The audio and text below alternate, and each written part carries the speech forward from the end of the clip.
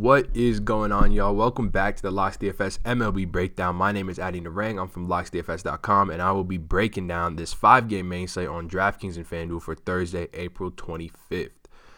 Before I get into that, though, if you guys want to go ahead and leave a like and comment on this video, not only would it mean a lot to me, but you will be entered into winning a free season pass of your choice. As always, as most of you guys know, we run the same giveaway every single week where we give away a free season pass to any person who's really just leaving likes, leaving positive comments. The more comments you leave, like on the more videos, the better chance I'll see it and select you as the winner. So go ahead and do that if you do want to win a free season pass of your choice. And also, if you do want to just join the team, let me turn that off. If you do want to just join the team, locksdfs.com/shop. We have month passes for baseball in there at $40. We have yearly passes at $200. Both great deals. We've been winning like crazy. You get access to our lock sheets every single day and 24/7 access to us in our private member Slack chat, as you can see down here.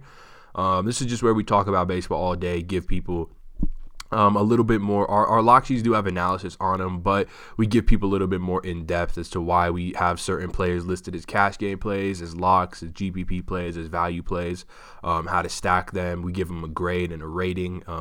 So it's a lot of fun. We're building a cool community over here, so would love if you guys would join us there.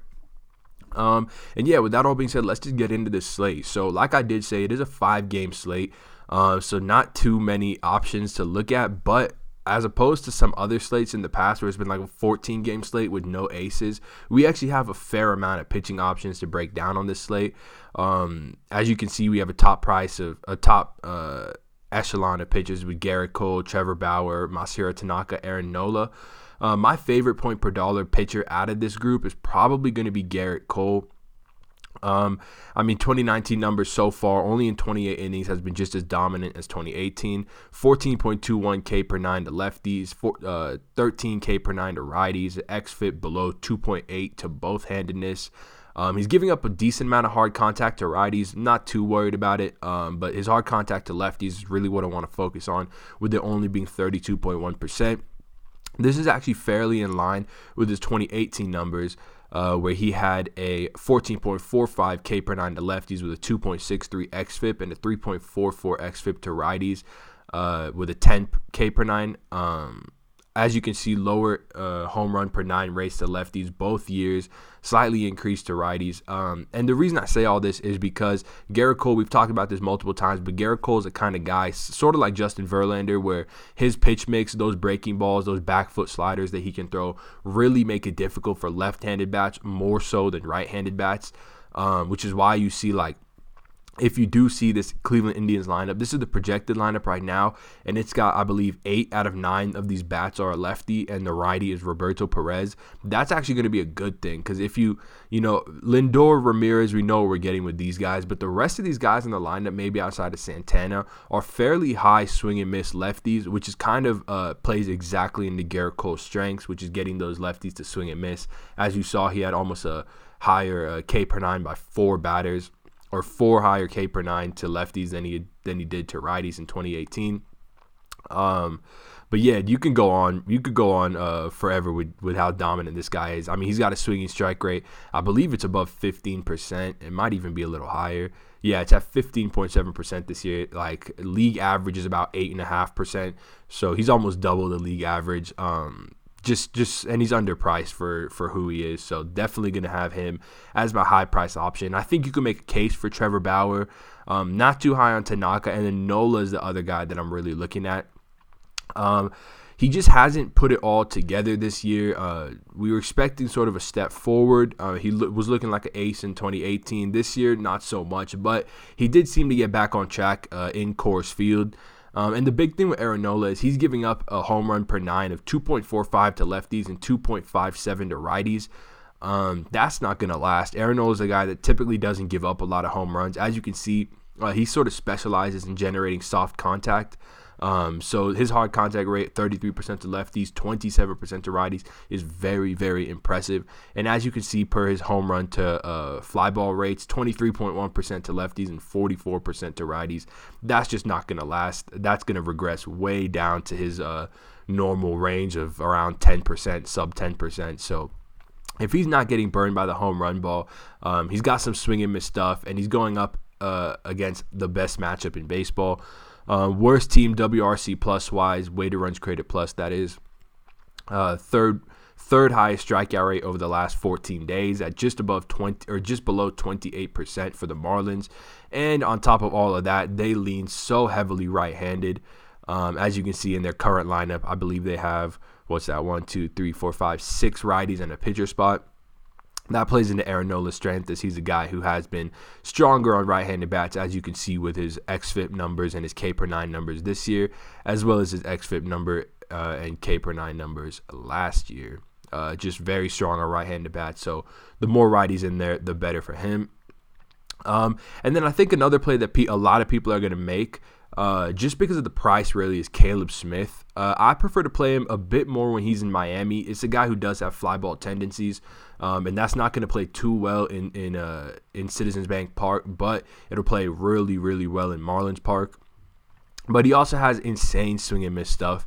He's got a 14.5% swinging strike rate, where basically if you ever find a guy that's 7.3K and has a swinging strike rate that high, you're just going to want to be overexposed to them. And then when you couple that with the fact that this Philly offense has really been scuffling, especially, their best hitter, Bryce Harper's a lefty. Rhys Hoskins has pretty drastic reverse splits, as in he hits righties a lot better. Real Muto's been the same this year, so they don't profile as an amazing team versus lefties. I definitely think you could get away with playing Caleb Smith if you do want to load up on some bats, but I do think it's possible just to run out a lineup of Nola, Cole, and still be able to fit in whatever bats you want. So that's more likely what I'd be looking to do. And I think most people are going to do that as well, especially with the line movement, with Philly rising to a 4-5 team total and Nola versus the Marlins being at a 3-1 team total. So that'll probably do it for pitching. It's pretty straightforward slate. And then as far as bats go, it's almost just as straightforward. There's not too many spots to really even target on the slate. So I'll just go over the primary spot that most people will be looking at, and that's going to be these Boston Red Sox bats at home versus Jordan Zimmerman. Jordan Zimmerman's a guy who 27 inning sample size this year, xFIP greater than 5 to both handedness, to increase home run per 9, 2.39 to lefties, 1.13 to righties, giving up a fair amount of hard contact at 37 and 34%, and giving up his fair share of fly balls as well at 40 and 46%. This is pretty in line with who Jordan Zimmerman is in his whole career. He's just a guy that's been equally bad. I should say Jordan Zimmerman at one point was a really good pitcher. I should say in the past 3-4 years where he's been a bad pitcher, he's sort of just been equally bad to both handedness. 4.42 xFIP to lefties last year, 4.26 to righties, home run per 9 just a hair under 2 to both handedness, and giving up a fair share of hard contact, slightly increased to righties. So I'm really interested in a lot of these Boston bats and have no preference either way. Mookie Betts is 4.7K, JD Martinez 4.8K, Benintendi 4.5. All these guys are really cheap. It seems like all these Boston bats got a price down, except for really Xander Bogaerts, who's sitting here at 4.6.